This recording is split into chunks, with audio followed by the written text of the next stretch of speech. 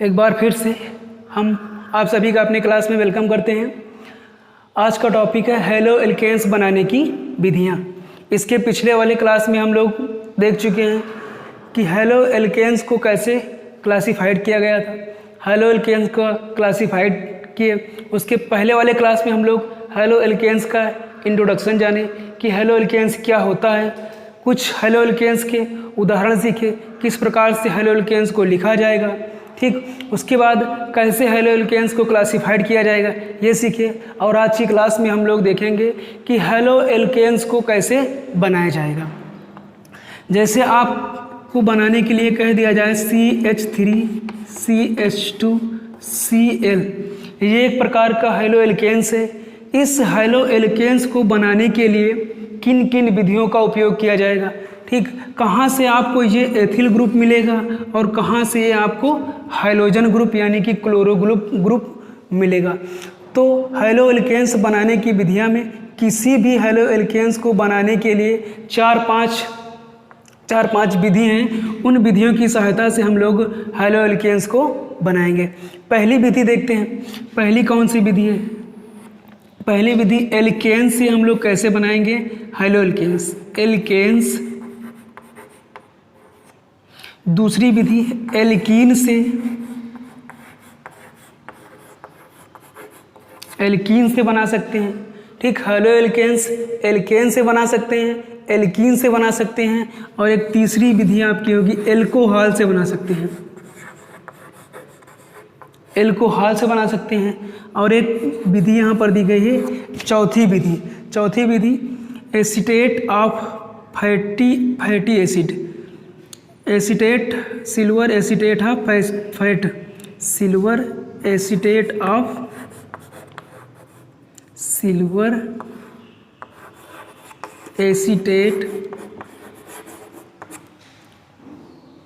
Of fatty salt.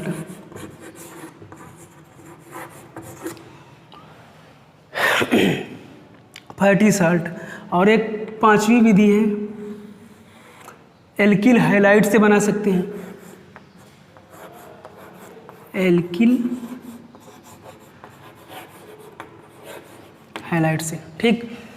Alkene से halo alkanes बना सकते हैं, एल्कीन से हेलो एल्केन्स बना सकते हैं, एल्कोहल से हेलो एल्केन्स बना सकते हैं। Silver acetate of fatty acid, silver acetate of fatty acid. यहाँ भी एसीटेट 3 कार्बन वाला हो सकता है, 2 कार्बन वाला हो सकता है, 4 कार्बन वाला हो सकता है। उसके बाद एल्किल हैलाइड से हम लोग हेलो एल्केन्स बना सकते हैं, ठीक। जो एल्केन्स होता है, इस एल्केन्स की अभिक्रिया हम लोग प्रकाश की उपस्थिति में हाइड्रोजन से कराएंगे, तब हेलो एल्केन्स बन जाएगा। यहाँ पर एल्कीन है, एल्कीन में 2 प्रकार का रिएक्शन पढ़ेंगे। एक होगा आपका मार्कोनी काफ का नियम और दूसरा होगा एंटी मार्कोनी काफ का नियम, एंटी मार्कोनी काफ का नियम, ठीक। एल्केन्स, इस एल्केन से हम लोग हेलो एल्केन्स कैसे बनाएंगे? एल्केन की अभिक्रिया हाइड्रोजन के साथ करा करके हेलो एल्केन्स बना लेंगे। उसके बाद एल्कीन से हम लोग क्या बनाएंगे? हेलो एल्केन्स बनाएंगे। तो एल्कीन की अभिक्रिया हाइड्रोजन हाइलाइड के साथ करा करके हम लोग क्या बना लेंगे? एल्किल हाइलाइड या हेलो एल्केन्स बना लेंगे। उसके बाद एल्कीन की अभिक्रिया हाइड्रोजन हाइलाइड से 2 प्रकार से होती है, मार्कोनी काफ के नियम के अनुसार होगा और एंटी मार्कोनी काफ के नियम के अनुसार होगा। उसके बाद एल्कोहल की सहायता से हम लोग एल्किल हाइलाइड या हेलो एल्केन्स बनाएंगे। उसके बाद silver acetate of fatty salt, ठीक है। ये कोई लवण का साल्ट होगा, ठीक। इसकी सहायता से हम लोग क्या करेंगे? इसकी सहायता से हम लोग एल्किल हैलाइड बनाएंगे।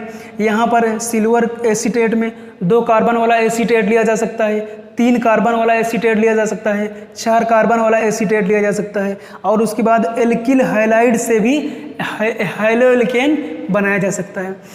इसमें यहाँ पर मार्कोनी काफ का नियम, एंटी मार्कोनी काफ का नियम और ये जो सिल्वर एसीटेट का जो साल्ट है, इसकी सहायता से जो रिएक्शन होगा, इस रिएक्शन का नाम होता है हुन्स-डीकर अभिक्रिया, हुन्स-डीकर अभिक्रिया, हुन्स-डीकर हुंस डीकर अभिक्रिया की सहायता से हम लोग क्या बना सकते हैं, हैलो एल्केन्स बना सकते हैं। और जो ये एल्किल हैलाइड से हैलो एल्केन्स बनाएंगे या एल्किल हैलाइड से एल्किल हैलाइड बनाएंगे, इस अभिक्रिया का नाम होता है फिंकल स्टीन अभिक्रिया। फिंकल स्टीन अभिक्रिया, फिंकल स्टीन अभिक्रिया, फिंकल स्टीन अभिक्रिया। तो इस हैलो एल्केन्स बनाने की विधियां में हम लोग 4 प्रकार का रिएक्शन देखेंगे। इस तरह तो देखो 1 2 3 4 5, इन 5 रिएक्शन की सहायता से हैलो एल्केन्स बनाएंगे।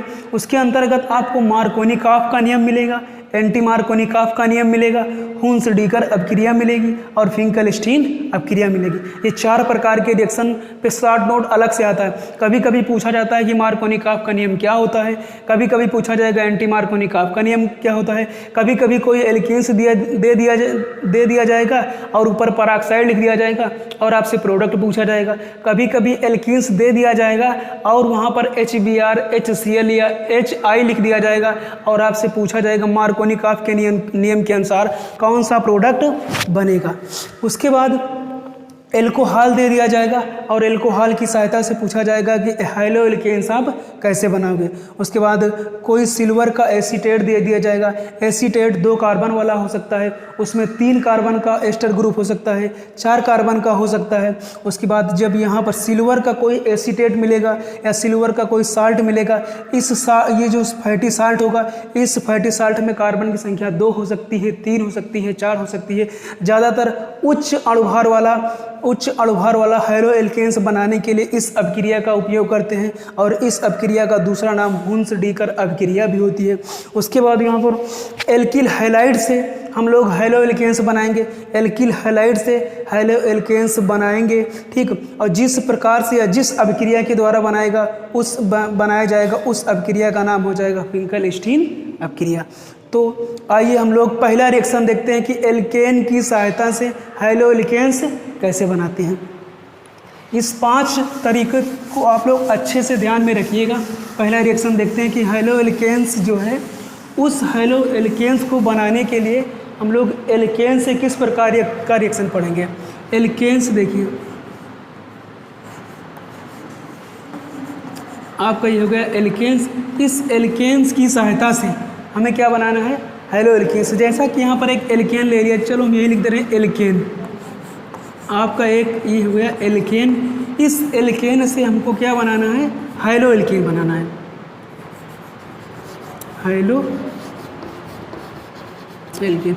हैलो एल्केन को हम लोग एल्किल हैलाइड भी बोल सकते हैं, एल्किल हैलाइड। हैलो एल्केन्स को दूसरे नाम एल्किल हैलाइड से भी जाना जाता है। तो कोई एल्केन्स लिया जाएगा, इस एल्केन से हैलो एल्केन्स बनाएंगे या एल्किल हैलाइड बनाएंगे। कैसे बनाएंगे, एल्केन का हम लोग क्या करेंगे, प्रकाश की उपस्थिति में, एल्केन्स का प्रकाश की उपस्थिति में हैलोजनीकरण करा देंगे। हैलोजनीकरण का मतलब होता है X2 से अभिक्रिया। हैलोजनीकरण का मतलब होता है X2 से अभिक्रिया, जहाँ X2 के स्थान पर क्या हो सकता है, F2 लिया जा सकता है, Cl2 लिया जा सकता है, I2 लिया जा सकता है और Br2 लिया जा सकता है। हैलोजनीकरण का मतलब होता है X2 से अभिक्रिया। यदि F2 से अभिक्रिया होगा तो उसे कहा जाएगा फ्लोरीनीकरण, और यदि Cl2 से अभिक्रिया होगी तो उसे कहा जाएगा क्लोरीनीकरण, और यदि I2 से अभिक्रिया होगी तो उसे आयोडीनेशन या आयोडीनीकरण कहा जाएगा, और यदि Br2 से अभिक्रिया होगी तो उसे ब्रोमिनेशन या ब्रोमिनीकरण कहा जाएगा। तो हम लोग एल्केन से एल्किल हैलाइड बनाने में पहला रिएक्शन देखते हैं। एल्केन एक ले लिया जाए, मान लीजिए यहाँ पर R ले लिए, ठीक, और दूसरा R यहाँ पर भी ले लिया जाए। दोनों R का मतलब हो गया एल्किल ग्रुप। R के स्थान पर CH3 हो सकता है, R के स्थान पर CH3 हो सकता है, R के स्थान पर C2H5 हो सकता है, R के स्थान पर C2H5 हो सकता है। इसकी अभिक्रिया हम लोग किससे करा दें, यदि X2 से करा दिया जाए, ठीक।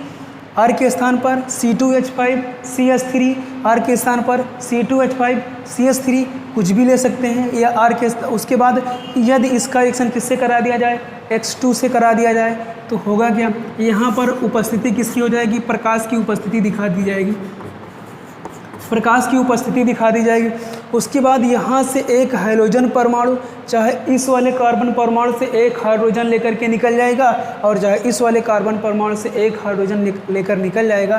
तो यहाँ -HX आप लिख सकते हो। ठीक, देखो ये एक प्रकार का एल्केन अणु है। इस एल्केन अणु से हमको बनाना है हैलो एल्केन्स या एल्किल हैलाइड।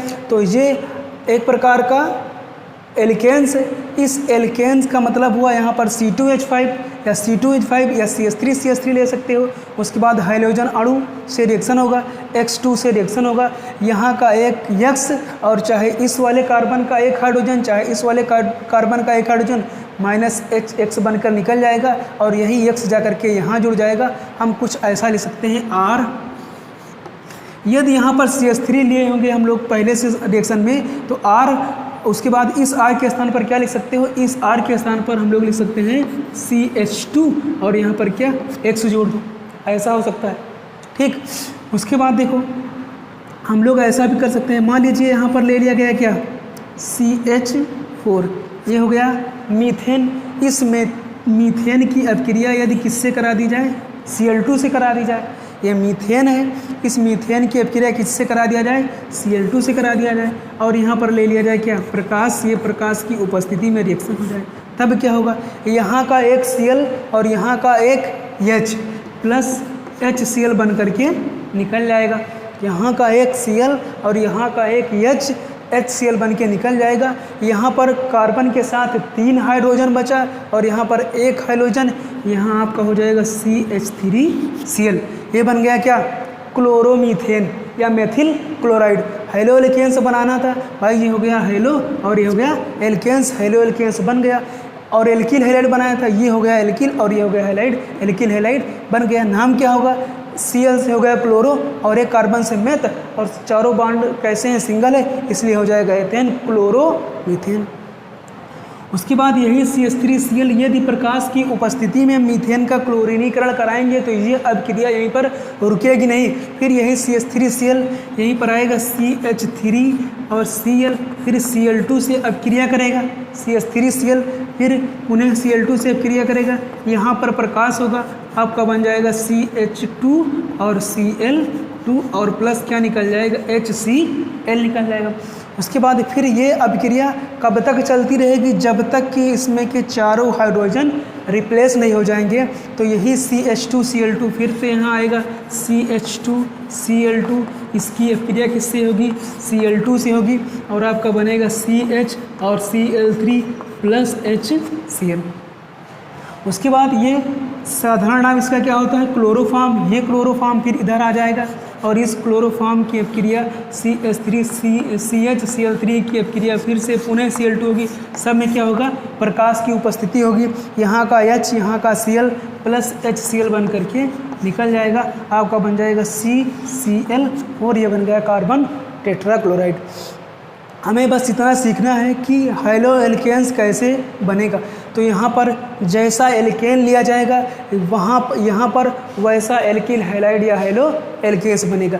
इस रिएक्शन की सहायता से हम लोग कुछ ऐसा सीखें, यहाँ पर हैलो एल्केन्स जैसा लेंगे वैसा एल्किल हैलाइड बनेगा। ठीक, और कुछ रिएक्शन है देखते हैं कि हैलो एल्केन्स बनाने में किस प्रकार से सहायता करते हैं। मान लीजिए कि हमें बनाना है CH3 और Br बनाना है, मान लीजिए हमें CH3Br बनाना है। तो यहाँ पर ऐसा एल्केन लिया जाए जिसमें कार्बन परमाणु की संख्या 1 है। तो सबसे पहला एल्केन कौन सा है, मीथेन है। इसमें देखो तो इसमें कार्बन, भाई जो एल्किल हैलाइड बनाना है उस एल्किल हैलाइड में कार्बन परमाणुओं की संख्या कितनी है, 1 है। तो यहाँ पर ऐसा एल्केन लिया जाए जिसमें कार्बन परमाणुओं की संख्या कितनी होनी चाहिए, 1 होनी चाहिए। तो इस मीथेन में कार्बन परमाणु की संख्या कितनी है, 1 है। ठीक, और इसका रिएक्शन अब की बार मीथेन से हमको ये मेथिल ग्रुप मिल जाएगा और ये ब्रोमीन कहाँ से मिलेगा, ये ब्रोमीन Cl2 से तो मिल नहीं सकता, I2 से तो मिल नहीं सकता और F2 से तो मिल नहीं सकता। तो ये ब्रोमीन परमाणु प्राप्त करने के लिए हम इसका क्या कराएंगे, Br2 से अपक्रिया कराएंगे। यहाँ पर प्रकाश दिखा देना है, ठीक। प्रकाश की उपस्थिति में ये CH4Br2 की अपक्रिया जब मीथेन की अपक्रिया जब ब्रोमीन अणु से कराएंगे तो एक ब्रोमीन एक हाइड्रोजन को रिप्लेस कर देगा। यहाँ पर आपका बन जाएगा HBr, निकल गया। उसके बाद जब एक हाइड्रोजन यहाँ का निकल गया तो कितना हाइड्रोजन बचा, 3 हाइड्रोजन। यहाँ पर बचा CH3, इस CH3 को हम यहाँ पर लिख दिए। उसके बाद एक ब्रोमीन यहाँ का तो HBr के साथ निकल गया, बचा कितना ब्रोमीन, एक ब्रोमीन। तो एक ब्रोमीन को CH3Br के साथ जोड़ दिया गया। उसके बाद देखो, मान लीजिए हमें बनाना क्या है, CH3 और I बनाना है। हम लोग क्या करेंगे, यहीं पर ले लिया जाएगा CH4 और प्लस किससे रिएक्शन हो जाएगा, I2, प्रकाश की उपस्थिति में रिएक्शन हो जाएगा। यहाँ पर थोड़ा ये ध्यान देना है, लिया जाता है HiO3, हाइड्रोजन आयोडेट की उपस्थिति में ये रिएक्शन होता है, ठीक। नहीं तो यदि मीथेन और I2 का जब अपक्रिया कराएंगे तो यहाँ पर उत्क्रमणीय अपक्रिया होने लगती है, इसीलिए यहाँ पर HiO3 का उपयोग कर लिया जाएगा। जब HiO3 का उपयोग करेंगे, हाइड्रोजन आयोडेट का उपयोग करेंगे, तो यहाँ का एक I और यहाँ का एक H प्लस Hi बन करके निकल जाएगा और यहाँ पर बन जाएगा CH3I। और मान लीजिए कि हमें कुछ दूसरे हेलो एल्केन्स बनाने हैं। ये तो एक कार्बन वाले एल्किल हैलाइड हो गए, मान लीजिए हमें 2 कार्बन वाला एल्किल हैलाइड बनाना है, जैसे कि CH3 CH2 Cl बनाना हो, ठीक। फिर CH3 CH2 और Br बनाना हो। उसके बाद CH3 CH2 और I बनाना हो। तो ये हो गया आपका हाइलो ग्रुप, सॉरी ये हो गया आपका एल्किल ग्रुप और ये हो गया हाइलाइड ग्रुप, ठीक। तो हो गया कुल मिलाकर के halo alkanes, halo alkanes, halo alkanes. तो ऐसे हाइलो एल्केन्स को बनाने के लिए इधर ऐसा एल्केन्स चुना जाएगा जिनमें कार्बन परमाणुओं की संख्या 2 है। यहाँ पर इस एल्किल हैलाइड में कार्बन परमाणुओं की संख्या 2 है और यहाँ पर क्लोरीन है, कार्बन परमाणुओं की संख्या 2 है, और ब्रोमीन है, कार्बन परमाणुओं की संख्या 2 है, और आयोडीन है। तो ऐसे एल्किल हैलाइड को बनाने के लिए यहाँ पर ऐसा एल्केन चुना जाए जिसमें कार्बन परमाणुओं की संख्या 2 है। जैसे कि यहाँ पर लिख दिया जाए CH3 सिंगल बॉन्ड CH3, ये आपका एथेन अणु है। इस एथेन अणु की अपक्रिया हम लोग किससे करा दें भाई, इस एथेन अणु से यदि एक हाइड्रोजन परमाणु निकाल दिया जाएगा तो आपको ये एथिल ग्रुप मिलेगा, और इस एथेन से तो एथिल ग्रुप मिल गया, लेकिन ये क्लोरीन कहाँ से मिलेगा, Br2 से तो मिल नहीं सकता, ना F2 से मिलेगा, ना I2 से मिलेगा, ना Br2 से मिलेगा, ये Cl मिलेगा तो कहाँ से मिलेगा, Cl2 से मिलेगा। तो इसका रिएक्शन किससे करा दो, Cl2 से करा दो। यहाँ पर प्रकाश लिख दो और आपका क्या बन गया, एथिल क्लोराइड बन गया। एक प्रकार से हम लोग इसे बोल सकते हैं कि हाइलो एल्केन्स बन गया। मान लीजिए कि हमको एथिल ब्रोमाइड बनाना है, तो इसमें कितना कार्बन है, 2 कार्बन है, हाइड्रोजन क्या है, ब्रोमीन है। तो यहाँ पर ऐसा एल्केन चुना जाए जिसमें कार्बन परमाणुओं की संख्या 2 है। यहाँ लिखा जाए CH3 और CH3, ये आपका क्या है, ईथेन है। इसमें एक कार्बन ये, एक कार्बन ये, कार्बन परमाणुओं की संख्या कितनी है, 2 है, ठीक। इस ईथेन ग्रुप से आपको एथिल ग्रुप मिल जाएगा, और ये ब्रोमीन मिलना है, हाइड्रोजन ग्रुप में ब्रोमीन चाहिए, तो ब्रोमीन तो आपको I2 से नहीं मिल सकता, ना Cl2 से मिल सकता है, ना F2 से मिल सकता है, मिलेगा तो कहाँ से, Br2 से मिलेगा। इसलिए इसकी अपक्रिया किससे करा दी जाए, Br2 से करा दिया जाए। जब Br2 से करा दिया जाएगा तो कुछ ऐसा एल्केन मिल जाएगा। इस प्रकार मान लीजिए हमें एक और कार्बन बढ़ा दो, यहाँ पर CH2 Cl बनाना है, CH3 CH2 CH2 और Br बनाना है। अब की बार देखो, इसमें ये क्या है, एक प्रकार का हेलो एल्केन्स है। इस हेलो एल्केन्स में 1 2 3 कार्बन है, एक क्लोरीन है, 1 2 3 कार्बन है और एक ब्रोमीन है। तो यहाँ पर ऐसा एल्केन्स चुना जाए जिसमें कार्बन परमाणुओं की संख्या कितनी होनी चाहिए, 3 है, 3 होनी चाहिए। तो यहाँ पर CH3 ले लिया जाए, CH2 ले लिया जाए और CH3 ले लिया जाए। इसमें 1 2 और ये 3 कार्बन है, 3 कार्बन परमाणु हैं इसलिए 3 कार्बन परमाणु वाला हमें एल्किल या हाइलो एल्केन चाहिए था, इसलिए हम लोग यहाँ पर ऐसा एल्केन चुने जिसमें कार्बन परमाणु की संख्या 3 है। ये प्रोपेन है। इस प्रोपेन की अभिक्रिया हम लोग किससे करा देंगे? यहाँ पर हाइड्रोजन के लिए क्लोरीन चाहिए तो हम लोग Cl2 से करा देंगे और बीच में यहाँ पर प्रकाश दिखा दिया जाएगा। यहाँ का एक Cl और यहाँ का एक H प्लस HCl बन करके निकल जाएगा और आपका ये जो प्रोपेन था ये प्रोपिल में बदल जाएगा और ये जो हाइड्रोजन में Cl2 था ये Cl के साथ यहाँ जुड़ जाएगा तो ये आपका हो जाएगा प्रोपिल क्लोराइड। उसके बाद देखो यहीं पर CH3 लिख दिया जाए, CH2 लिख दिया जाए और यहाँ पर CH3, इसका रिएक्शन किससे करा दिया जाए? इसका रिएक्शन Br2 से करा दिया जाए। Br2 से क्यों कराए? क्योंकि यहाँ पर जो हाइलो एल्केन्स बना है इस हाइलो एल्केन्स में ब्रोमीन है, इसीलिए यहाँ पर Br2 से क्रिया कराए।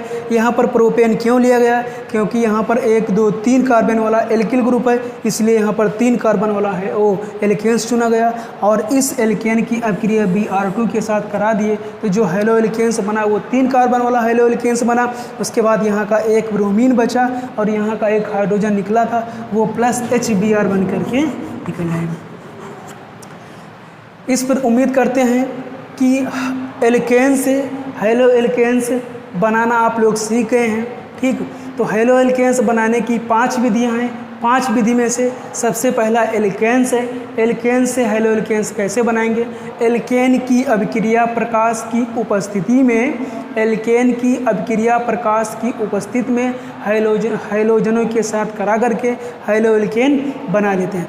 जैसा हाइलो एल्केन्स बनाना होगा, जैसा इसमें एथिल ग्रुप होगा, मेथिल ग्रुप होगा, प्रोपिल ग्रुप होगा, ब्यूटिल ग्रुप होगा, या 2 कार्बन वाला यहाँ पर होगा, 3 कार्बन वाला होगा, 4 कार्बन वाला, यहाँ पर 4 कार्बन वाला हाइलो एल्केन्स बनाना होगा, 2 कार्बन वाला हाइलो एल्केन्स बनाना होगा, 1 कार्बन वाला हाइलो एल्केन्स बनाना होगा। जैसा हाइलो एल्केन्स बनाना होगा वैसे ही यहाँ पर एल्केन चुनेंगे। यदि 3 कार्बन वाला हाइलो एल्केन्स चाहिए तो यहाँ पर 3 कार्बन वाला एल्केन्स होगा। यदि 2 कार्बन वाला हाइलो एल्केन्स चाहिए तो 2 कार्बन वाला एल्केन्स होगा। यदि 1 कार्बन वाला हाइलो एल्केन्स चाहिए तो यहाँ पर 1 कार्बन वाला एल्केन्स होगा। 1 कार्बन वाला हाइलो एल्केन्स प्राप्त करने के लिए हमें मेथेन की आवश्यकता होगी। 2 कार्बन वाले हाइलो एल्केन्स प्राप्त करने के लिए हमें ईथेन की आवश्यकता होगी और 3 कार्बन वाले हाइलो एल्केन्स को प्राप्त करने के लिए प्रोपेन की आवश्यकता होगी। इस प्रकार से उम्मीद करते हैं कि आप लोग एल्केन की सहायता से हाइलो एल्केन्स बनाना सीख गए होंगे। उसके बाद दूसरा रिएक्शन दिया होगा एल्कीन की सहायता से कैसे हाइलो एल्केन्स बनाएंगे। एल्कीन की सहायता से हाइलो एल्केन्स कैसे बनाएंगे? एल्कीन देखिए, एल्कीन की सहायता से हाइलो एल्केन्स कैसे बनाएंगे? एल्कीन की सहायता से हाइलो एल्केन्स 2 नियम पढ़ाएंगे आपको। एक तो मिलेगा मार्कोनी-काफ के नियम के अनुसार हाइलो एल्केन्स बनेगा, दूसरा एंटी मार्कोनी-काफ के नियम के अनुसार हाइलो एल्केन्स बनेगा। ठीक, एल्कीन की सहायता से जैसा कि यहाँ पर लिखा है CH2 डबल बॉन्ड CH2, तो सबसे पहले आप ये जानो कि एल्कीन्स क्या होता है। यदि किसी हाइड्रोकार्बन में 2 कार्बन परमाणुओं के बीच कम से कम एक डबल बॉन्ड या द्विबंध आ जाए तो ऐसे हाइड्रोकार्बन को एल्कीन कहते हैं। यहाँ पर एक एल्कीन दिख रहा है, 2 कार्बन वाला एल्कीन से। यदि इस एल्कीन की अभिक्रिया HBr के साथ करा दिया जाए, ध्यान से देखिए, यहाँ पर 2 कार्बन वाला एल्कीन है और यहाँ पर हाइड्रोजन ब्रोमाइड है। यदि इस एल्कीन की अभिक्रिया HBr के साथ करा दिया जाए तो एक हाइड्रोजन जा करके यहाँ ऐड हो जाएगा और ये ब्रोमीन जा करके यहाँ पर ऐड हो जाएगा। बनने वाला प्रोडक्ट हो जाएगा CH3 CH2 और ये Br। ठीक है, फिर से ध्यान दो, CH3 CH2 Br। यहाँ पर 2 हाइड्रोजन था, यहाँ पर 2 हाइड्रोजन था तो एक हाइड्रोजन यहाँ पर ऐड हो गया, ये हो गया CH3। यहाँ पर 2 हाइड्रोजन था और ये ब्रोमीन ऐड हो गया तो ये हो गया CH2 Br। इसी प्रकार से यदि यहीं पर ले लिया जाए CH2 डबल बॉन्ड CH2 और इसकी अभिक्रिया HCl से करा दी जाए तो क्या बनेगा? यहाँ का H यहाँ जोड़ दीजिए चाहे यहाँ जोड़ दीजिए, बात तो बराबर है। ठीक है, तो प्रोडक्ट बन जाएगा CH3 और उसके बाद CH2 और यहाँ पर क्या हो जाएगा Cl हो जाएगा। इस प्रकार से एल्कीन की सहायता से हम लोग हैलो एल्केन्स बना सकते हैं या एल्किल हैलाइड बना सकते हैं, लेकिन कब? यहाँ पर केवल 2 कार्बन वाला एल्कीन्स है। जब 2 कार्बन वाला एल्कीन्स होगा, इसकी सहायता से हैलो एल्केन्स को बनाना तो आसान है। यदि यहीं पर 3 कार्बन वाला एल्कीन्स ले लिया जाए तब देखो कैसे बनेगा। तब मार्कोनिकॉफ और एंटी मार्कोनिकॉफ के नियम के अनुसार हैलो एल्केन्स बनेगा। देखिए 3 कार्बन वाला एल्कीन CH3 हो गया, CH हो गया, डबल बॉन्ड हो गया और यहाँ पर CH2 हो गया। यहाँ पर 1 2 3 कार्बन वाला एल्कीन से, इस एल्कीन से हमको हैलो एल्केन्स बनाना है। किस प्रकार से हैलो एल्केन्स बनेगा? एक वैज्ञानिक थे मार्कोनिकॉफ का नियम, एक थे एंटी मार्कोनिकॉफ का नियम। कैसे हम लोग दोनों नियम की सहायता से हैलो एल्केन्स को बनाएंगे? ये ऊपर वाला मार्कोनिकॉफ का नियम है,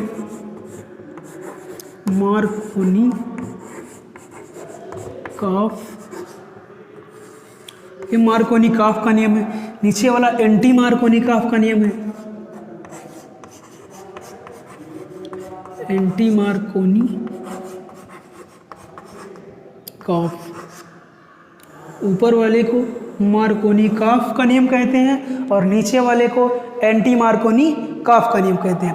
मार्कोनिकॉफ के नियम में HCl हो सकता है, HBr हो सकता है और HI हो सकता है। ये हो गया आपका हाइड्रोजन हाइलाइड। इसके स्थान पर हम लोग HX लिख सकते हैं, जहाँ H बराबर क्या हो गया? हाइड्रोजन और X बराबर हो गया हाइड्रोजन हाइलाइड। तो हाइड्रोजन हाइलाइड की अभिक्रिया यदि 3 कार्बन वाले एल्कीन्स या एल्कीन से कराते हैं, हाइड्रोजन हाइलाइड की अभिक्रिया एल्कीन से कराते हैं तो हैलो एल्केन्स बनता है। उसके बाद इस एंटी मार्कोनिकॉफ के नियम के अनुसार, एंटी मार्कोनिकॉफ के नियम में HBr फिक्स होगा। देखो मार्कोनिकॉफ के नियम की जब बात होगी तो यहाँ पर जो एल्कीन लिया जाएगा, इस एल्कीन की अभिक्रिया HCl के साथ करा सकते हैं, HBr के साथ करा सकते हैं, HI के साथ करा सकते हैं। और जब एंटी मार्कोनिकॉफ की बात होगी तो केवल अभिक्रिया एल्कीन की अभिक्रिया केवल HBr के साथ कराई जाएगी। ठीक है। और एंटी मार्कोनिकॉफ का दूसरा नियम होता है खराश प्रभाव।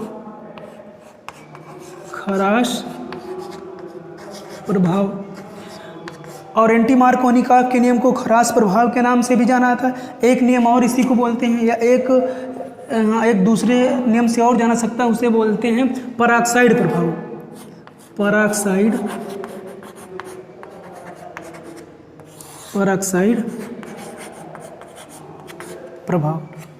प्रभाव। तो कभी कभी मार्कोनिकॉफ के नियम पर अलग से शार्ट नोट आ जाता है, कभी कभी एंटी मार्कोनिकॉफ के नियम पर अलग से शार्ट नोट आ जाता है। कभी कभी मार्कोनिकॉफ का रिएक्शन ऐसे दे दिया जाएगा और मार्कोनिकॉफ के नियम के अनुसार प्रोडक्ट पूछा जाएगा, कौन सा प्रोडक्ट ज़्यादा बनेगा, कौन सा प्रोडक्ट कम बनेगा, ज़्यादा बनेगा तो क्यों बनेगा और कम बनेगा तो क्यों कम बनेगा। दूसरा, कभी कभी एंटी मार्कोनिकॉफ का नियम दे दिया जाएगा और एल्कीन दे दी जाएगी, HBr के साथ रिएक्शन दे दिया जाएगा, तब भी आपको अलग से शार्ट नोट मिल सकता है। कभी कभी खराश प्रभाव के नाम से आ सकता है और कभी कभी पराक्साइड प्रभाव के नाम से आ सकता है। मार्कोनिकॉफ के नियम और एंटी मार्कोनिकॉफ के नियम, देखो मार्कोनिकॉफ और एंटी मार्कोनिकॉफ दोनों एक दूसरे के विपरीत होते हैं, इसीलिए मार्कोनिकॉफ के नियम को एंटी मार्कोनिकॉफ का नियम कहते हैं। मार्कोनिकॉफ के नियम के विपरीत ही ये वाला रिएक्शन होगा, इसीलिए इसे एंटी मार्कोनिकॉफ का नियम कहा जाता है। इसे एंटी मार्कोनिकॉफ का दूसरा नियम या दूसरा नाम हम लोग जानते हैं पराक्साइड प्रभाव। पराक्साइड प्रभाव क्यों कहते हैं? जो एल्कीन की अभिक्रिया होगी वो पराक्साइड की उपस्थिति में होगी, इसीलिए एंटी मार्कोनिकॉफ का एक और नाम होता है पराक्साइड प्रभाव। और उसके बाद खराश प्रभाव, इसी को खराश प्रभाव के नाम से भी जाना जाता है। यहाँ पर पराक्साइड कैसा हो सकता है? यहाँ पर पराक्साइड हो सकता है C6H5C double bond O single bond oxygen, single bond oxygen, single bond carbon, double bond oxygen, single bond C6 और H6। इसका नाम होता है बेंजोइल पराक्साइड। जब एल्कीन की अभिक्रिया हाइड्रोजन ब्रोमाइड से कराएंगे और बीच में कोई भी पराक्साइड दे दिया जाएगा, ऐसा नहीं कि बेंजोइल पराक्साइड आ जाए। हो सकता है H2O2 दे दिया जाए, H2O2 दे दिया जाए, हो सकता है आपका आ जाए बेंजोइल पेरोक्साइड, और हो सकता है कि Na2 आ जाए और O2। इस प्रकार से कोई पेरोक्साइड दे दिया जाएगा और HBr दे दिया जाएगा और आपसे पूछा जाएगा कि कौन सा प्रोडक्ट बनेगा और क्यों, कोई प्रोडक्ट बनेगा ज़्यादा और कोई प्रोडक्ट बनेगा कम, कौन सा प्रोडक्ट ज़्यादा बनेगा, कौन सा प्रोडक्ट कम बनेगा, कौन सा ज़्यादा बनेगा और कम बनेगा और क्यों ज़्यादा बनेगा और कम क्यों बनेगा। मार्कोनिकॉफ का नियम, एंटी मार्कोनिकॉफ का नियम मार्कोनिकॉफ के विपरीत होता है, इसलिए इसे एंटी मार्कोनिकॉफ कहते हैं। ये और जो एंटी मार्कोनिकॉफ का नियम होता है इसे खरास प्रभाव के नाम से भी जाना जाता है। और एंटी मार्कोनिकॉफ का दूसरा एक और नाम होता है पेरोक्साइड प्रभाव। इसे पेरोक्साइड प्रभाव क्यों कहते हैं? क्योंकि जब यह अभिक्रिया होती है तो किसी न किसी पेरोक्साइड की उपस्थिति में होती है। पेरोक्साइड क्या होता है? ऑक्सीजन के बीच सिंगल बॉन्ड आ जाए तो यहाँ पर जो ऑक्सीजन होते हैं ऐसे ऑक्सीजन को पेरोक्साइड ऑक्सीजन कहते हैं, और बीच में जो बॉन्ड बना होता है उसे कहते हैं पेरोक्साइड बॉन्ड। ठीक, और ऐसे यौगिक को फिर पेरोक्साइड हम लोग कहेंगे कि यहाँ पर क्या है? पेरोक्साइड है। और इस पेरोक्साइड की उपस्थिति में जो रिएक्शन होगा इसीलिए इसे कहते हैं पेरोक्साइड प्रभाव। फिर से देखो एंटी मार्कोनिकॉफ के नियम के अनुसार हम लोग चलो यहाँ पर HBr से रिएक्शन को सॉल्व कर रहे हैं। ठीक, HBr को लेकर के रिएक्शन को सॉल्व किया जा रहा है। यहाँ पर हाइड्रोजन ब्रोमाइड है और यहाँ पर CH और ये CH2 है। इस एल्कीन में जो ये डबल बॉन्ड है, डबल बॉन्ड में एक पाई बॉन्ड है और एक सिग्मा बॉन्ड है। सिग्मा बॉन्ड की अपेक्षा पाई बॉन्ड कम मजबूत होता है और ये पाई बॉन्ड टूट जाएगा और इसी पर रिएक्शन होगा। मार्कोनिकॉफ ने बताया क्या था? मार्कोनिकॉफ ने कहा था हाइड्रोजन हाइलाइड का, या हाइड्रोजन ब्रोमाइड बोल सकते हो या हाइड्रोजन हाइलाइड कह सकते हो। मार्कोनिकॉफ के नियम के अनुसार हाइड्रोजन हाइलाइड का या हाइड्रोजन ब्रोमाइड का हाइड्रोजन परमाणु डबल बॉन्ड के उस कार्बन परमाणु से जुड़ता है जहां पर हाइड्रोजन परमाणुओं की संख्या अधिकतम होती है। देखो ये डबल बॉन्ड कार्बन है, ये डबल बॉन्ड कार्बन है, इस कार्बन पर 2 हाइड्रोजन है, इस कार्बन पर 1 हाइड्रोजन है। मार्कोनिकॉफ ने कहा था इस हाइड्रोजन ब्रोमाइड का जो हाइड्रोजन परमाणु होता है वो कहाँ पर जुड़ेगा डबल बॉन्ड कार्बन से? जहाँ पर हाइड्रोजन परमाणु ज़्यादा होगा। तो यहाँ पर 2 हाइड्रोजन परमाणु है, यहाँ पर 1 हाइड्रोजन परमाणु है। मार्कोनिकॉफ के नियम के अनुसार ये वाला हाइड्रोजन यहाँ पर जुड़ेगा और ये वाला ब्रोमीन यहाँ पर जुड़ेगा। ठीक, कुछ प्रोडक्ट ऐसा बनेगा, यहाँ हो जाएगा CH3, ये वाला मेथिल ग्रुप हो गया सिंगल बॉन्ड, यहाँ दिखा दीजिए CH, आपका ये हो गया CH, एक बॉन्ड पाई बॉन्ड टूट गया, उसके बाद बचा सिंगल बॉन्ड, तो यहाँ सिंगल बॉन्ड दिखा दीजिए।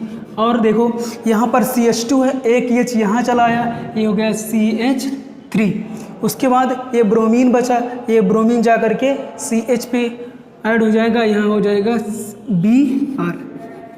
ये वाला प्रोडक्ट ज़्यादा बनेगा, लगभग कितना 80% बनेगा जा करके।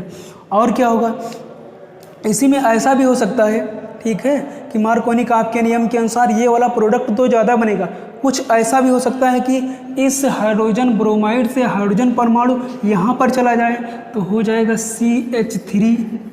ठीक, CH3 और उसके बाद सिंगल बॉन्ड ये वाला CH, तो यहाँ CH रखो। ठीक, मार्कोनिकॉफ के नियम के अनुसार ज़्यादा वाला प्रोडक्ट तो हम बना दिए, कुछ ऐसा भी होगा कि ये वाला हाइड्रोजन जा करके यहाँ जुड़ जाए तो ये हो जाएगा CH2। उसके बाद यहाँ CH2 था, यहाँ आप CH2 लिख दीजिए। उसके बाद ये वाला ब्रोमीन आप यहाँ जोड़ दीजिए। ठीक, ये बन जाएगा लगभग कितना 20%। किसी बुक में आपको ये ऐसा भी मिल सकता है कि ये वाला 75% बनेगा, ये 25% बनेगा। किसी बुक में ऐसा मिल सकता है कि ये 80% और ये 20%। तो फिर से एक बार देखो, मार्कोनिकॉफ के नियम के अनुसार हाइड्रोजन हाइलाइड का हाइड्रोजन परमाणु डबल बॉन्ड के उस कार्बन परमाणु से जुड़ता है जहाँ पर हाइड्रोजन परमाणुओं की संख्या अधिकतम होती है। यह मार्कोनिकॉफ के नियम के अनुसार हम लोग ये प्रोडक्ट को मैक्सिमम प्रोडक्ट कहेंगे और इस प्रोडक्ट को माइनर प्रोडक्ट कहेंगे। ये ज़्यादा बनेगा, ये कम बनेगा, ये ज़्यादा क्यों बनेगा और ये कम क्यों बनेगा, अभी थोड़ा देर बाद देख रहे हैं। इसके बाद इसमें एंटी मार्कोनिकॉफ के नियम के अनुसार में क्या होगा? एंटी मार्कोनिकॉफ के नियम के अनुसार में होगा क्या? इन्होंने कहा था कि हाइड्रोजन ब्रोमाइड का हाइड्रोजन परमाणु डबल बॉन्ड के उस कार्बन परमाणु से जुड़ता है जहां पर हाइड्रोजन परमाणुओं की संख्या न्यूनतम होती है। इन्होंने कहा था हाइड्रोजन ब्रोमाइड का हाइड्रोजन परमाणु डबल बॉन्ड के उस कार्बन परमाणु से जुड़ता है जहां पर हाइड्रोजन परमाणु की संख्या अधिकतम होती है।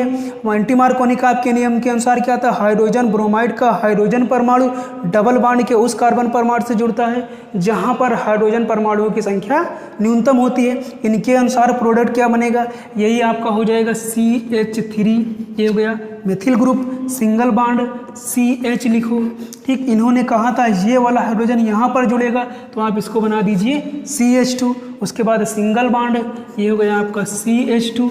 उसके बाद ये वाला ब्रोमीन जाकर के यहाँ जुड़ जाएगा, ये हो जाएगा Br प्लस मेन प्रोडक्ट ये होगा लगभग 80% आपका ये बन जाएगा। उसके बाद क्या होगा, ऐसा भी हो सकता है कि ये वाला H जा करके यहाँ जुड़ जाए और ये वाला ब्रोमीन जा करके यहाँ जुड़ जाए। ये प्रोडक्ट ऐसा भी हो सकता है CH3 CH और CH3 और यहाँ पर Br।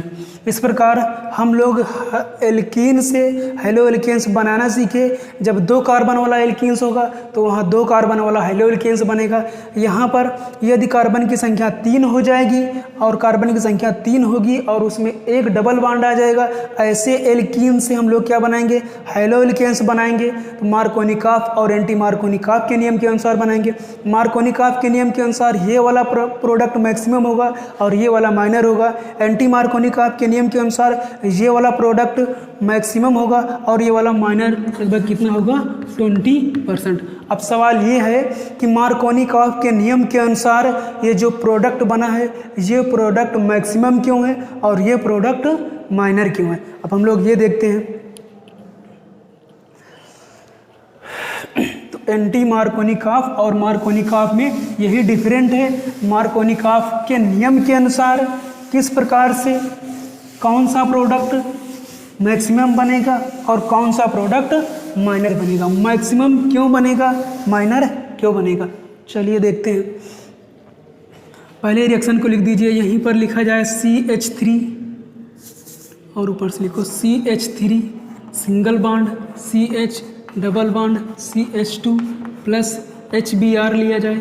HBr उपस्थिति किसी चीज़ की नहीं होगी, प्रोडक्ट बन जाएगा CH3 CH single bond CH3 और यहाँ पर Br और प्लस यहीं पर लिख दिया जाएगा CH3 CH2 और यहाँ पर Br। ये वाला आपका बनेगा 80% या 25% और ये बनेगा या तो 80% या तो 75% और ये बनेगा 20% और या तो 25%। ये आपका मैक्सिमम प्रोडक्ट बनेगा और ये माइनर प्रोडक्ट बनेगा। ठीक, ये वाला माइनर क्यों बनेगा और ये वाला मैक्सिमम क्यों बनेगा, सवाल इस बात का है। चलो देखते हैं। जो आपका HBr है हाइड्रोजन ब्रोमाइड है, ठीक है, हाइड्रोजन ब्रोमाइड है। हाइड्रोजन ब्रोमाइड के बीच कौन सा बॉन्ड है, सहसंयोजक बंध है। ठीक, इस सहसंयोजक बंध में थोड़ा सा आयनिक करैक्टर दिए। आयनिक करैक्टर क्यों है, क्योंकि आवर्त सारणी में हाइड्रोजन परिवार के तत्वों को 17वें वर्ग में रखा गया है और 17 वर्ग के तत्व मोस्ट इलेक्ट्रोनिगेटिव होते हैं। हाइड्रोजन और ब्रोमीन के बीच देखा गया तो ब्रोमीन ज़्यादा इलेक्ट्रोनिगेटिव है कंपेयर किसके, हाइड्रोजन के। तो HBr में जो यहाँ पर बांड बना हुआ है ये ज़्यादा इलेक्ट्रोनिगेटिव है। तो जब बांड टूटेगा तो H के ऊपर आ जाएगा प्लस और Br के ऊपर आ जाएगा माइनस। ठीक, उसके बाद देखो यहाँ एल्कीन आएगा, यहाँ लिखा है CH3 और उसके बाद CH डबल बॉन्ड CH2। ठीक, इस एल्कीन में यहाँ पर एक सिग्मा बॉन्ड है और एक पाई बॉन्ड। सिग्मा और पाई बॉन्ड में पाई बॉन्ड कम मजबूत होता है और सिग्मा बॉन्ड अधिक मजबूत होता है। या सिग्मा बॉन्ड अधिक मजबूत क्यों होता है, क्योंकि उसमें एंड टू एंड ओवरलैपिंग होती है। और पाई बॉन्ड कम मजबूत क्यों होता है, क्योंकि उसमें साइड बाय साइड ओवरलैपिंग होती है, इसीलिए पाई बॉन्ड कम मजबूत होता है। तो जब रिएक्शन होगा, ठीक, तो इस एल्कीन में जो डबल बॉन्ड है, डबल बॉन्ड का जो पाई बॉन्ड है वो टूट जाएगा। जब डबल बॉन्ड का पाई बॉन्ड टूट जाएगा तो आपको कुछ ऐसा दिखाई देगा। और कोई भी रिएक्शन तब तक नहीं होता जब तक कि इसमें कोई बॉन्ड टूटेगा या बनेगा नहीं। तो किसी भी रिएक्शन होने के लिए उसमें बॉन्ड का टूटना और बनना तो आवश्यक है। तो रिएक्शन होगा तो बॉन्ड टूटेगा और नहीं होगा तो बॉन्ड नहीं टूटेगा। तो इस रिएक्शन के दौरान ये जो हो रहा मार्कोनी-काप के नियम के अनुसार प्रोडक्ट ज़्यादा बनेगा कम बनेगा। तो जब तक ये प्रोडक्ट ज़्यादा और कम नहीं बनेगा तब तक इसके बीच का बॉन्ड टूटेगा नहीं। और यही बॉन्ड क्यों टूट रहा पहले इसलिए टूट रहा है क्योंकि ये सारे बॉन्ड सिग्मा है, सिग्मा बॉन्ड पाई बॉन्ड की अपेक्षा अधिक मजबूत होते हैं, इसलिए यहाँ पर ये पाई बॉन्ड टूट जाएगा। जब पाई बॉन्ड टूटेगा तो प्रोडक्ट कैसा बनेगा और ज़्यादा और कम क्यों बनेगा, सवाल इस बात का है। तो यहाँ पर ये पाई बॉन्ड टूट जाएगा तो कैसे भी टूट सकता है, हो सकता है कि ये पाई बॉन्ड ऐसे टूट जाए। ठीक है, 11th की क्लास में एक लेसन रहा होगा हाइड्रोकार्बन, उसी में आपको पढ़ाया गया होगा समविदलन विषम विदलन।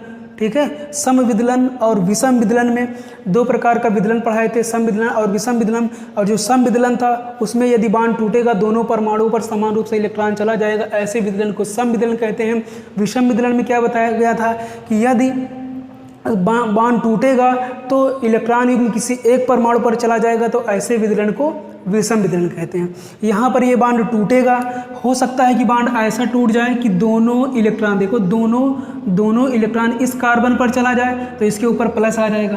ठीक है, देखो यहाँ से हमको क्या मिला, HBr से H प्लस मिला, HBr से H प्लस मिला, तो H प्लस क्या करेगा, यहीं पर आकर के अटैक करेगा। ध्यान ये देना है।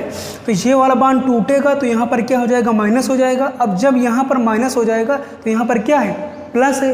देखो ये बॉन्ड पाई बॉन्ड ब्रेक हुआ, ठीक, और उसके बाद यहाँ पर माइनस हुआ। जब यहाँ पर माइनस हुआ तो इसके ऊपर प्लस है, तो ये वाला प्लस और ये माइनस एक इसमें बदल जाएगा, बॉन्ड में बदल जाएगा, और ये एक H जा करके यहाँ जुड़ जाएगा तो ये हो जाएगा CH3 और ये हो जाएगा CH। और जब ये बॉन्ड टूटेगा तो इधर निगेटिव होगा तो यहाँ पर क्या हो जाएगा, पॉजिटिव हो जाएगा।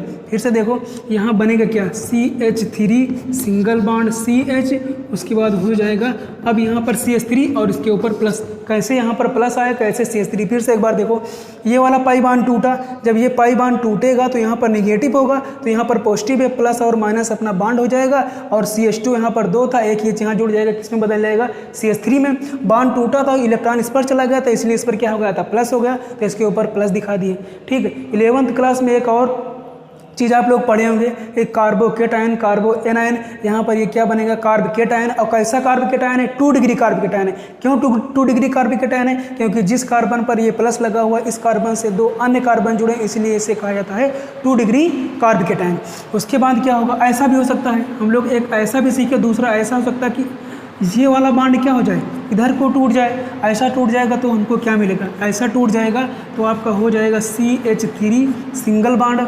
ये अब देखो जब ऐसे टूटेगा तो यहाँ पर माइनस हो जाएगा और यहाँ पर क्या हो जाएगा, प्लस हो जाएगा।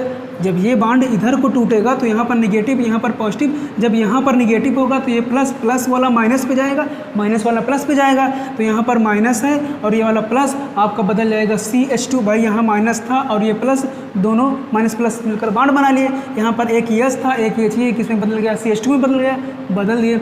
उसके बाद ये CH2 है, अब CH2 को CH2 लिखा है, नहीं तो इसके ऊपर एक प्लस है, इसके ऊपर एक प्लस लगा दो। अब यहाँ पर ये कार्बोकेटायन बना और एक कार्बोकेटायन ये बना। ये कार्बोकेटायन और ये कार्बोकेटायन, दोनों कार्बोकेटायन में कौन सा ज़्यादा स्टेबल है, जो कार्बोकेटायन ज़्यादा स्टेबल होगा उससे बनने वाला प्रोडक्ट भी ज़्यादा होगा। ठीक है, देखो कैसे, यहीं पर 11th में एक बात आप लोग सीखे होंगे, यही लिखा होगा CH3। ठीक है, और उसके बाद CH2 लगा दो, इसके ऊपर प्लस लगा दो। ठीक, इसको आप ऐसा दिखा सकते हो, H सिंगल बॉन्ड H दिखा सकते हो। यहीं पर एक CH3 रखो, एक C रखो और दूसरा कार्बन यहाँ दिखा दो CH3, और उसके बाद एक हाइड्रोजन दिखाओ, इसके ऊपर प्लस दिखाओ। एक कार्बन यहाँ दिखाओ, एक कार्बन यहाँ दिखाओ CH3 और H3C, और उसके बाद CH3 और इसके ऊपर प्लस। देखो ये भी इस कार्बन के ऊपर प्लस है, इस कार्बन के ऊपर प्लस है, इस कार्बन के ऊपर प्लस है, तीनों कार्बन के ऊपर एक एक प्लस लगा हुआ है। तीनों कार्बन कैसे हैं, कार्बोकेटायन है। देखो इस कार्बन के ऊपर देखो तो ये 2 इलेक्ट्रॉन है, 2 इलेक्ट्रॉन ये 4, 2 इलेक्ट्रॉन ये 6, तो 2 4 और 2 6, यानी कि इस कार्बन के बाटम कोष में कितना इलेक्ट्रॉन है, 6 इलेक्ट्रॉन है, एक प्लस है। इस कार्बन के 2 4 और 2 6, इस कार्बन के भी बाटम कोष में कितना इलेक्ट्रॉन है, 6 इलेक्ट्रॉन और 1 प्लस। इस कार्बन के बातम कोष में 2 2 4 और 2 6 6 इलेक्ट्रॉन और 1 प्लस। तो यहाँ पर 3 कार्बोकेटायन दिए गए हैं और तीनों कार्बोकेटायन के बातम कोष में 6 इलेक्ट्रॉन और तीनों कार्बोकेटायन के पास एक क्या है, प्लस है। तो जब तीनों कार्बोकेटायन के ऊपर एक प्लस है और तीनों कार्बोकेटायन के बातम कोष में 6 इलेक्ट्रॉन है और उसके बाद इसको ऑक्टेट पूरा करने के लिए, इसको ऑक्टेट पूरा करने के लिए, इसको ऑक्टेट पूरा करने के लिए, इसको ऑक्टेट कंप्लीट करने के लिए कितने इलेक्ट्रॉन की आवश्यकता है? 2 इलेक्ट्रॉन की आवश्यकता है, क्योंकि बातम कोष में कितना इलेक्ट्रॉन है? 6 इलेक्ट्रॉन है। इसको ऑक्टेट कंप्लीट करने के लिए बातम कोष में कितना इलेक्ट्रॉन है? 6, और कितना चाहिए? 2 इलेक्ट्रॉन। इसको ऑक्टेट कंप्लीट करने के लिए कितने इलेक्ट्रॉन की आवश्यकता है? 2 इलेक्ट्रॉन। तो इस कार्बन के बातम कोष में 6 इलेक्ट्रॉन है, 1 प्लस है, कितना इलेक्ट्रॉन चाहिए? 2 इलेक्ट्रॉन है। इस कार्बन के बातम कोष में 6 इलेक्ट्रॉन है, 1 प्लस है, ऑक्टेट पूरा करने के लिए कितना इलेक्ट्रॉन चाहिए? 2 इलेक्ट्रॉन चाहिए। इस कार्बन के बातम कोष में 6 इलेक्ट्रॉन और 1 प्लस, ऑक्टेट पूरा करने के लिए 2 इलेक्ट्रॉन चाहिए। तो अपने आप में तीनों की प्रॉपर्टीज़ लगभग आपको सेम दिखाई दे रही होगी, लेकिन इस कार्बन के पास देखो 1 2 3, इस कार्बन के पास ये मेथिल ग्रुप जो होता है वो इलेक्ट्रॉन डोनेटिंग ग्रुप होता है। तो ये इलेक्ट्रॉन डोनेट करेगा, ये इलेक्ट्रॉन डोनेट करेगा, ये इलेक्ट्रॉन डोनेट करेगा, और ये मेथिल ग्रुप, ये मेथिल ग्रुप और ये मेथिल ग्रुप भी इस कार्बन को इलेक्ट्रॉन डोनेट करेगा। यहाँ पर एक मेथिल ग्रुप इस कार्बन को इलेक्ट्रॉन डोनेट करेगा। तो इस कार्बन को 2 इलेक्ट्रॉन चाहिए, इसको 2 चाहिए, इसको 2 चाहिए, तीनों कार्बन को 2 इलेक्ट्रॉन चाहिए। तो इस 2 इलेक्ट्रॉन को पूरा करने के लिए केवल एक मेथिल ग्रुप अपना इलेक्ट्रॉन डोनेट कर रहा है, और इसी 2 इलेक्ट्रॉन को पूरा करने के लिए 2 मेथिल ग्रुप इलेक्ट्रॉन डोनेट कर रहा है, और इसी 2 इलेक्ट्रॉन को पूरा करने के लिए तीन मेथिल ग्रुप इलेक्ट्रॉन डोनेट कर रहा है। तो सबसे पहले या सबसे ज़्यादा स्थायी कौन सा होगा? ये होगा, ठीक है, ये वाला कार्बोकेटायन ज़्यादा स्थायी होगा। क्यों स्थायी होगा? क्योंकि इस कार्बोकेटायन के ऊपर जो 1 प्लस है और 2 इलेक्ट्रॉन ऑक्टेट कंप्लीट करने के लिए चाहिए, और तीन ग्रुप इलेक्ट्रॉन डोनेटिंग ग्रुप लगे हैं, इसीलिए ये ज़्यादा स्थायी होगा। इससे कम ये स्थायी होगा और इससे भी कम ये स्थायी होगा। यहीं पर देखो, इस कार्बन के पास देखो 1 प्लस, और इस कार्बन के पास कितना प्लस है? 1 प्लस है, और यहीं पर देखो कितना इलेक्ट्रॉन है? 2 2 4 2 6 इलेक्ट्रॉन, 1 प्लस। और उसके बाद इस कार्बन के पास देखो,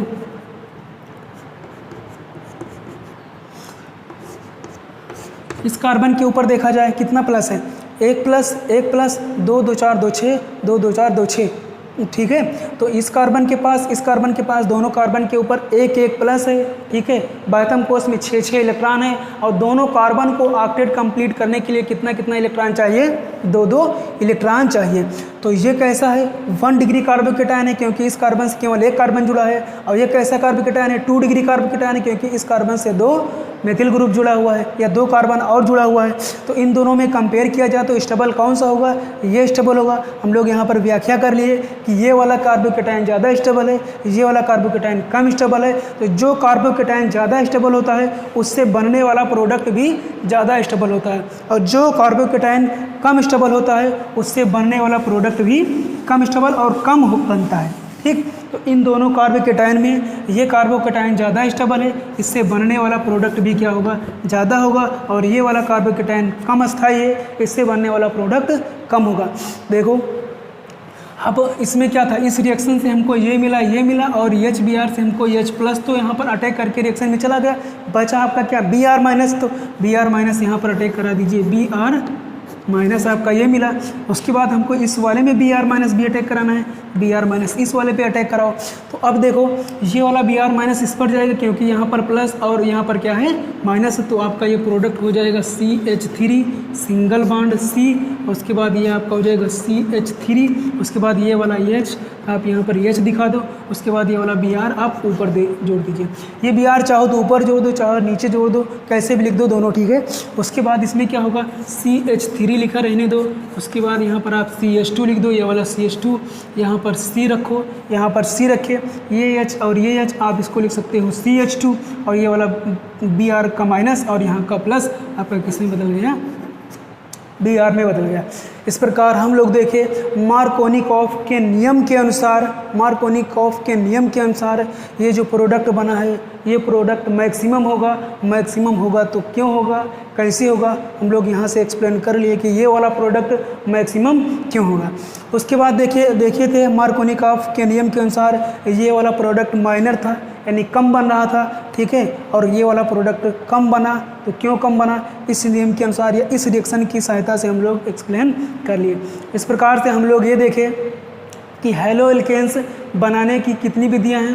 हैलो एल्केन्स के बनाने की 5 विधियां हैं। 5 विधियों में से, ठीक है, 5 विधियों में से सबसे पहला एल्केन से हैलो एल्केन्स कैसे बनाएंगे, दूसरी विधि एल्कीन से हैलो एल्केन्स कैसे बनाएंगे, तीसरी विधि एल्कोहल से हैलो एल्केन्स कैसे बनाएंगे, चौथी विधि बताए थे हुंस डीकर अभिक्रिया उसी को बोलते हैं, या तो सिल्वर का कोई सिल्वर का कोई साल्ट होगा, और कैसा भी साल्ट होगा, फैटी साल्ट होगा, ठीक है। सिल्वर के फैटी साल्ट से हम लोग हैलो एल्केन्स कैसे बनाएंगे, या उसी अभिक्रिया को हुंस डीकर अभिक्रिया से कैसे हैलो एल्केन्स बनाएंगे। उसके बाद लास्ट का जो रिएक्शन था एल्किल हैलाइड से एल्किल हैलाइड कैसे बनाएंगे, या हैलो एल्केन से हैलो एल्केन्स कैसे बनाएंगे, वो 5वां रिएक्शन था। उसी रिएक्शन को बोलते हैं फिंकर स्टीन अभिक्रिया। इस प्रकार से 5 रिएक्शन में से हम लोग आज 2 रिएक्शन पढ़े, एल्केन से हैलो एल्केन्स कैसे बनाएंगे, एल्कीन से हैलो एल्केन्स कैसे बनाएंगे। उसके बाद एल्कीन के अंतर्गत हम लोग मार्कोनिकॉफ का नियम पढ़े और एंटी मार्कोनिकॉफ का नियम पढ़े। उसके बाद मार्कोनिकॉफ के नियम में क्या होता है, कैसे प्रोडक्ट ज़्यादा होगा, कैसे प्रोडक्ट कम होगा, ये देखिए। उसके बाद एंटी मार्कोनिकॉफ का नियम पढ़े। एंटी मार्कोनिकॉफ के नियम को दूसरा नाम खराश प्रभाव और पराक्साइड प्रभाव कहते हैं। पराक्साइड प्रभाव क्यों बोलते हैं, क्योंकि पराक्साइड की उपस्थिति में होती है। और जब एंटी मार्कोनिकॉफ की बात होगी तो वहाँ पर जो हाइड्रोजन हाइलाइट लिया जा रहा था केवल HBr ही लिया जाएगा, और जब मार्कोनिकॉफ के नियम की बात होगी तो वहाँ पर HCl, HI और HBr तीनों लिया जा सकता है।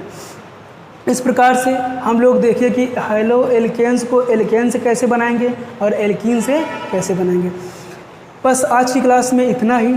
अब स्टूडेंट लगभग 11 से 12 के बीच में पर डे हम एक वीडियो आप लोग को शेयर करते रहेंगे, ठीक है। आप लोग ज़्यादा से ज़्यादा मात्रा में, ज़्यादा से ज़्यादा संख्या में सब्सक्राइब कीजिए और उसके बाद लाइक कीजिए और शेयर कीजिए, ठीक है। बस आज इतना ही।